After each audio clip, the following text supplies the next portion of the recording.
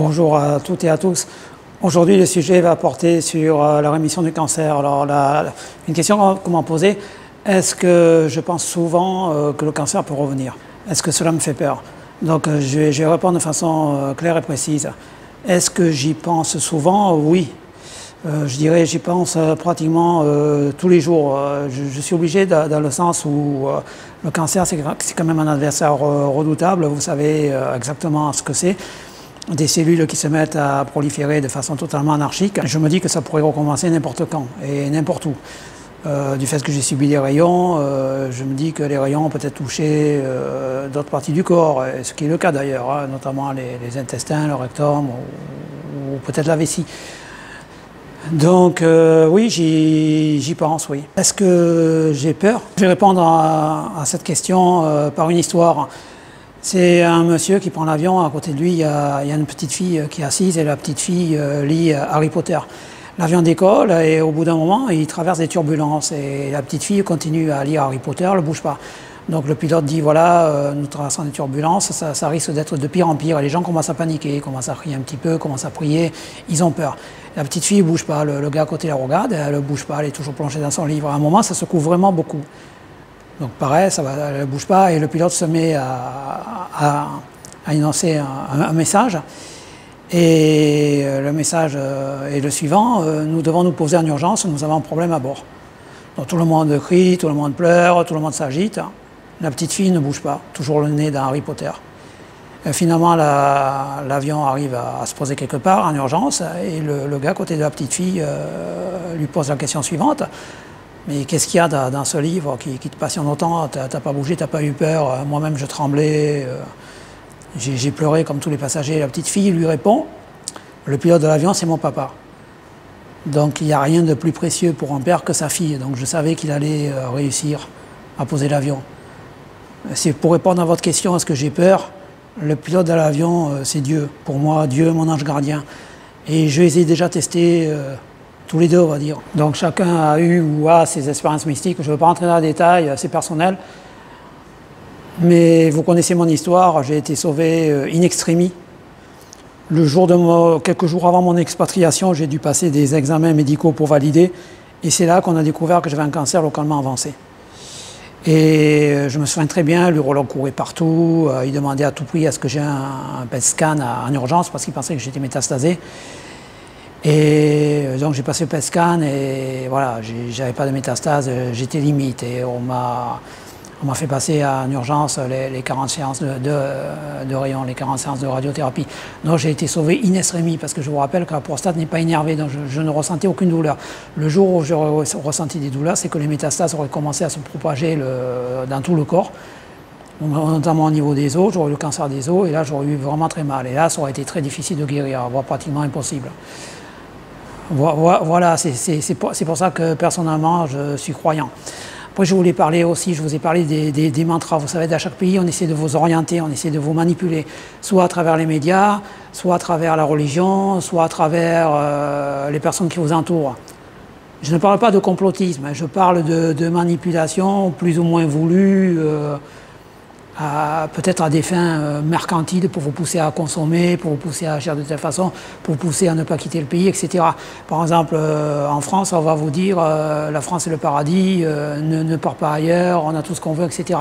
C'est pour ça qu'il faut voyager, c'est pour ça qu'il faut s'ouvrir l'esprit, c'est pour ça qu'il faut poser des questions, c'est pour ça qu'il faut aller là où est l'information, l'accueillir vous-même. Alors je vous parle de ça, je vais vous expliquer pourquoi. J'ai voulu inviter plusieurs personnes ici à venir chez moi, et chaque fois c'est la même réflexion. La Côte d'Ivoire, c'est proche du Mali, la Côte d'Ivoire, c'est proche du Burkina Faso, il y a des djihadistes, il y a le groupe Wagner, etc. Le groupe russe Wagner de mercenaires. Personnellement, je ne crois que ce que je vois. Je me suis renseigné, par exemple, pour faire le lien avec le cancer. C'est moi qui me suis renseigné sur le cancer. J'ai consulté 3 urologues jusqu'à ce que je trouve le bon urologue. Et là, ces questions récurrentes, chaque fois, revenaient. Mais ça en est où au niveau de la Côte d'Ivoire, etc., au niveau des frontières. Donc j'ai décidé d'aller moi-même voir de mes propres yeux au niveau des frontières du Mali. Donc je suis parti à Korogo, au nord de la Côte d'Ivoire. J'ai traversé toute la Côte d'Ivoire en voiture. Ça prend un temps fou parce que vous avez une partie où il y a des autoroutes classiques, on va dire, Et puis il y a ce qu'on appelle les routes un peu comme les routes de l'impossible, où tout n'est que piste, tout est défoncé, les camions vous foncent dessus, les bus aussi également. Il y a aussi également les pirates de route. Les pirates de route vous attaquent la nuit, vous pouvez vous faire attaquer au lance-roquettes ou à la Kalachnikov, donc il ne faut pas rouler la nuit. Pour ceux qui veulent essayer de faire le même périple que moi, que je vous mets après à la fin de la vidéo. Surtout, ne roulez pas la nuit, roulez uniquement le jour. Prévoyez une bonne voiture, il faut un SUV, 2 roues motrices ou 4 roues motrices c'est mieux, mais vraiment un SUV en bon état. Et soyez vraiment prudents.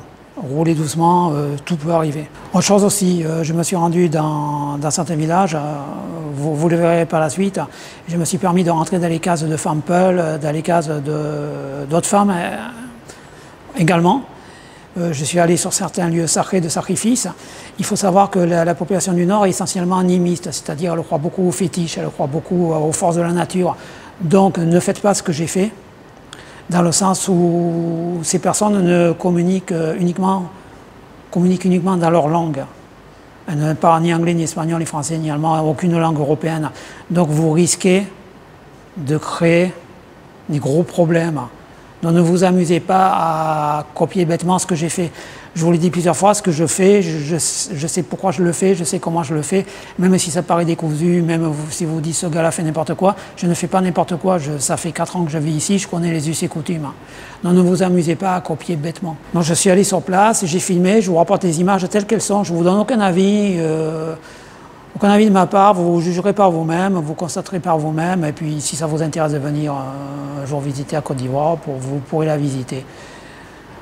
Donc d'un côté il y a la vérité, d'un côté il y a la vérité travestie, ce que les médias en font. Donc moi c'est ce que j'appelle les junk ID.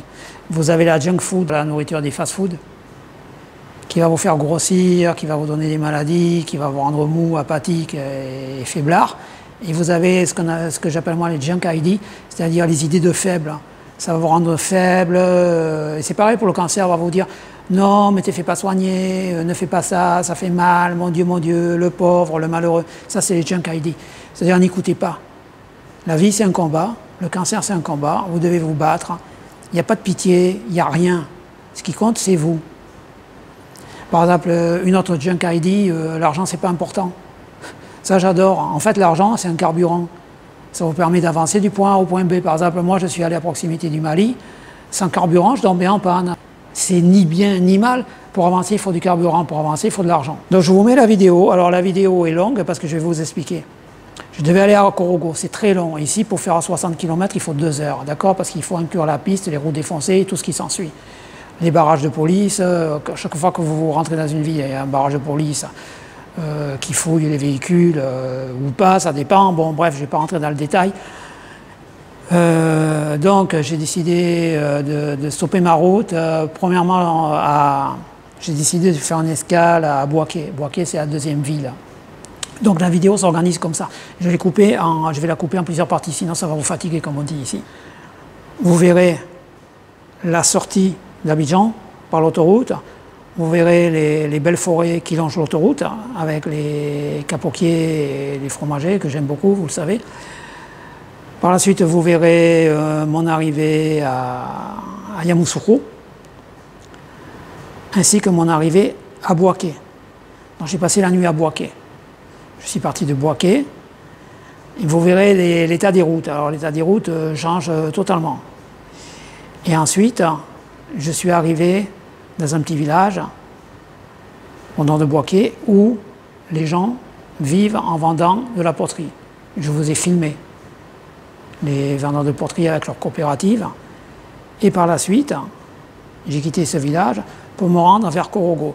Donc je vous ai filmé la route et vous verrez que petit à petit, le paysage change. On passe de paysage tropical, humide, enfin équatorial, à un climat un peu plus style savane.